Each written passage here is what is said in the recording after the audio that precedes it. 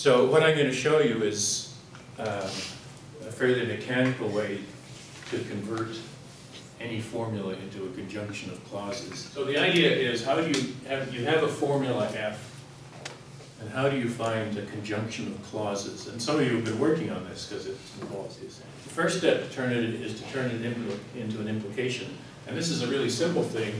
You just embed it inside a very simple implication. And then what you do is you apply, there's a bunch of rules for simplifying implications. And basically, for every sort of way we have of combining formulas, you show that if you have an implication which has, for example, a conjunction in it somewhere, we can simplify it, we can get rid of the conjunction with the possible price of having to clone the clause to make it into 2 or 3 or 4 or more. And I'll start with the simplest possible connectives are 0 and 1. And I'll show how you can remove 0 and 1 from clauses. So these are not clauses because they're not just variables, they have 0 in them. So there's 2 instances here. Now each of these is really easy to simplify. How can we simplify this implication? Yeah, just throw away the 0. Because what it's saying is that if A and B are true, then one of X, Y, and 0 are true. Well, 0 is never true.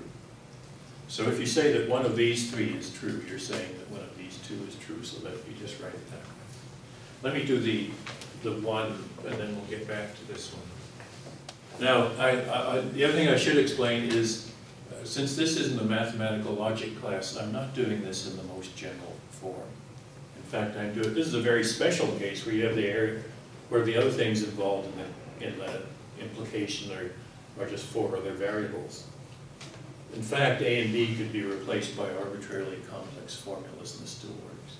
So, which of these is analogous to what we've already done? Top right. Steve, yeah, top right. So what you do is you just throw away 1.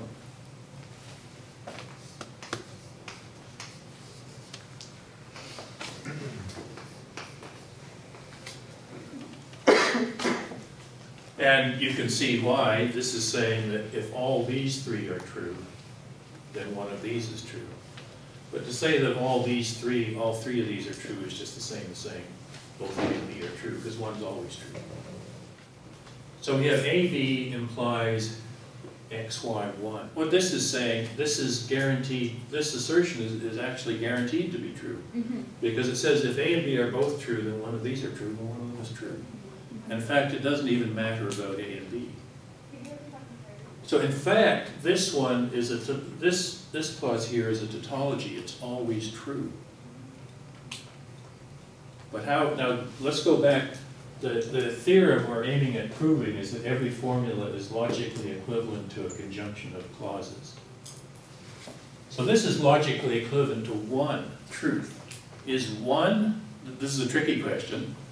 Is 1 a conjunction logically equivalent to a conjunction of clauses? Like the empty conjunction? That's right, yeah. It's the empty one.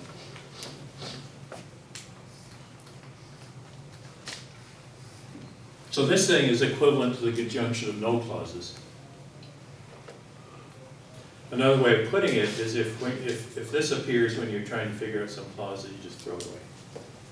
And here, the same thing. This is saying if all of these are true, then one of these are true. Well, it's never going to be the case that all of these are true. So this is also true by default. Yeah, you just you throw away the negation and you put it on the other side. And that works in both cases. So we've taken care of 0 and 1 in negation, so let's move on to more interesting one. So let's look at conjunction first. Now, the rules, when we've done the rules, it's only negation for which there's completely symmetry between the rules. For the left-hand side and right-hand side, they're complete mirror images, just move the thing to the other side. You don't have that for the other ones. Well, we noticed that with 0 and 1. In fact, one of these is really straightforward, one of them generates a little bit more work for us. So which rule is just really easy? The top one. Yeah, and what do? You just drop the conjunction. That's right. You just brackets. throw away the conjunction brackets. And the reason is that these things are implicitly conjoined anyway, so you don't need to make it explicit. Now, what about this one here? This one is tricky. In fact, what I'm going to do is I'm going to do the other one for description. So one of these is easy, as before. Which one is easy, quick? This one down here. These are implicitly disjoined, so you just throw away the disjunction brackets. So what do we do here? So let's put it in this context. Suppose that there's not a whole process going on. That's the implication we're looking at. And all we want to do is show that this implication is a conjunction of clauses. Which clauses is this a conjunction of? I'll tell you what, let's go over the side here, and let's really simplify it. You see, this rule is the nice thing is that no matter how many things you have on the left, and no matter how many things you have on the right, it's all basically the same rule. So let's look at a really simple case, where all we have is X implies PQ. So how can we rewrite this? X implies P, X implies P. That's right. This says that if X is true, then P and Q are true. So really it's saying we can just say these two things separately. So this one implication, which is not a clause, is the conjunction of these two implications, each of which is a clause. Now, what do you think happens over here? Make a guess. AB implies PXY and AB implies That's right. QXY. And it turns out, now this isn't obvious. It's not obvious that this is equivalent to this. The reason it's not obvious, if X and Y weren't there, I don't think you'd have any trouble. The thing is, X and Y are there, and that makes it not quite so obvious. So what goes in under here? Suppose P or Q implies Y. Can we simplify that? So it's equivalent to saying two things. Now this is the really important point, is what you're saying is that we guess that the generalization is just generalized in the same way.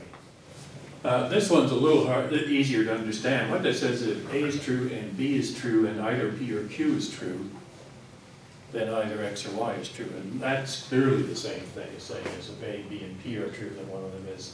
If A, B, and Q are true, then one of them is.